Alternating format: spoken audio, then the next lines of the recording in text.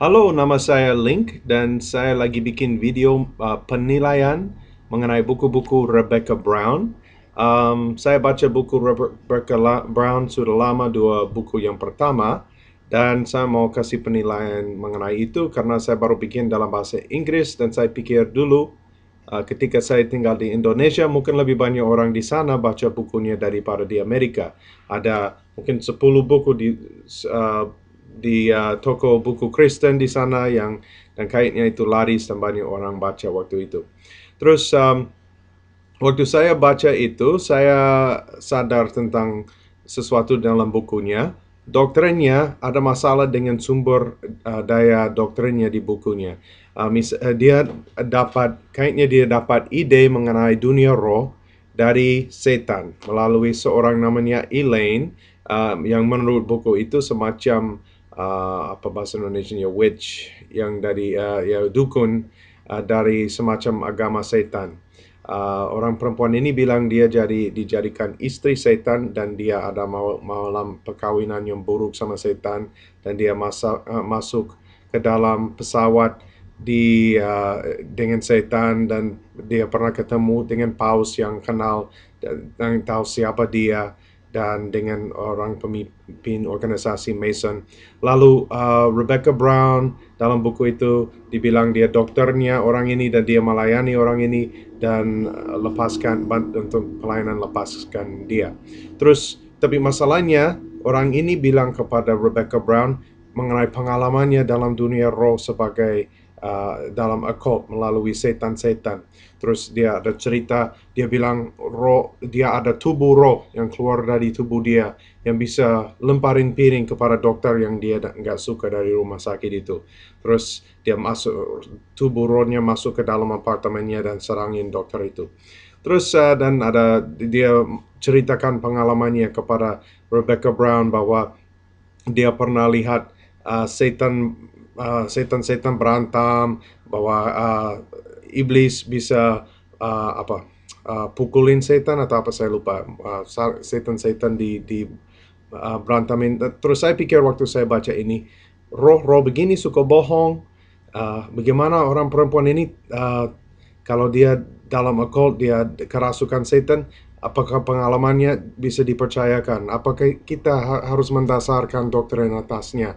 Terus mengenai tubuh roh itu, bahwa tubuh roh bisa keluar dari tubuhnya, Rebecca Brown ambil ayat dari 1 Korintus 15 mengenai kebangkitan.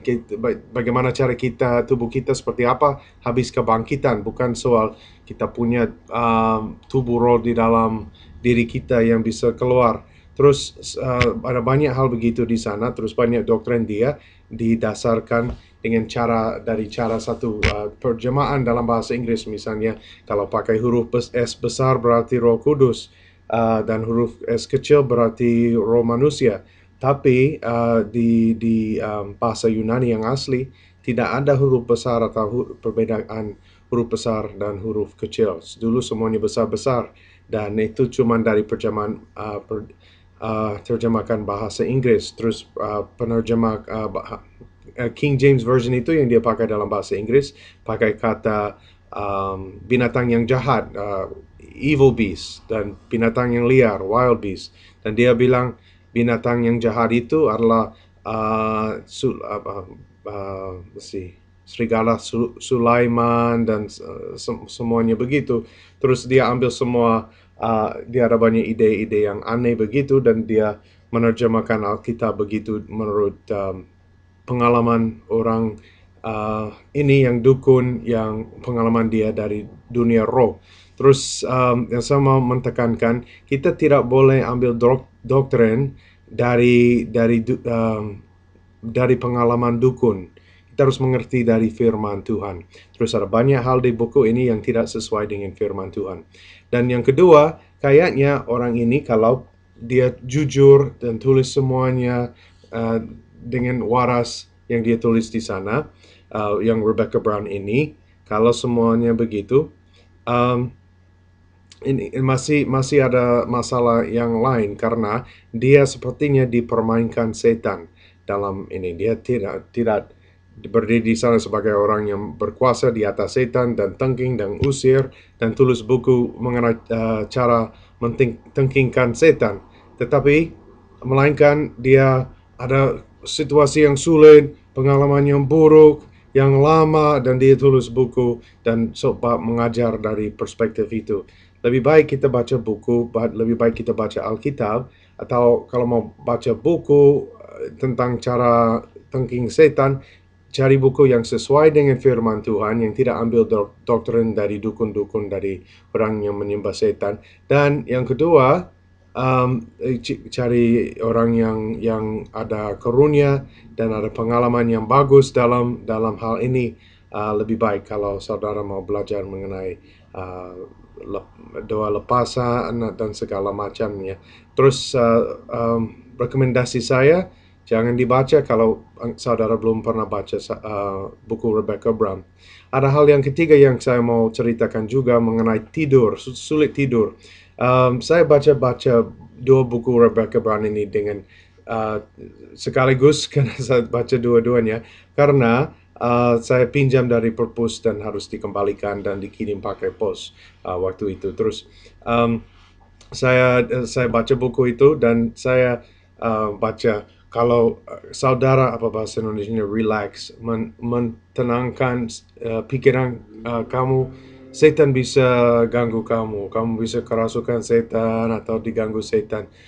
Terus saya waktu itu saya mau tidur, saya udah baca semua cerita yang heboh, yang seram ini dengan gambar kartun yang ada setan-setan. Terus saya coba tidur dan saya selalu pikirkan itu, kalau kamu menenangkan pikiran kamu, kamu bisa karena setan. Walaupun saya tahu ada masalah dengan buku ini, itu masih ganggu saya. Dan satu malam itu mungkin saya setengah jam susah tunggunya coba tidur. Saya sadar, wah, buku ini bikin orang susah tidur. Nanti saya baca di internet, wah, saya pernah coba baca buku Rebecca Brown dan saya nggak bisa tidur. Saya ketemu teman habis gereja untuk makan siang dengan banyak teman-teman gereja, dan salah satunya ada buku Rebecca Brown di mejanya. Terus saya bilang, apakah kamu baca itu? Dia bilang, oh, kali ini saya mau baca semuanya. Dulu kalau saya coba baca, saya nggak bisa tidur dan saya tidak baca lagi. Terus ya, masalahnya di buku ini bikin setannya, iblisnya besar sekali, berkuasa sekali, dan penulisnya seperti kecil dan sulit sekali, dan ya bikin orang ngerasa takut. Lebih baik saudara tidak baca buku-buku yang ini dan cari buku-buku yang lain. Misalnya Alkitab, ya itu buku yang bagus mengenai topik ini. Um, uh, dan ya, semoga Tuhan memberkati saudara-saudara. Itu apa namanya, penilaian saya mengenai buku-buku yang He Came to Set the Captives Free dan Prepare for War.